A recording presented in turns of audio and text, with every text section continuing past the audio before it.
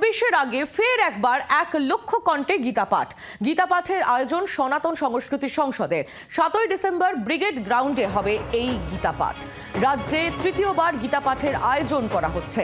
লক্ষ কণ্ঠে গীতাপাঠের আয়োজন বিস্তারিত জানবো মৌমিতা চক্রবর্তীর কাছ থেকে। আমাদের প্রতিনিধি রয়েছেন আমাদের সঙ্গে। মৌমিতা, দেখো 26 নির্বাচন সামনে এবং সনাতন সংস্কৃতি সংসদের আয়োজনে আগামী 7 ডিসেম্বর ব্রিগেড প্যারেড গ্রাউন্ডে আবারও গীতাপাঠের আয়োজন করা হয়েছে। ফের লক্ষ কণ্ঠের গীতাপাঠ হবে এবং এক্ষেত্রে যে টার্গেট নেওয়া হচ্ছে 1 লক্ষের বেশি, অর্থাৎ 5 লক্ষ কণ্ঠে গীতাপাঠের আয়োজন করা হচ্ছে।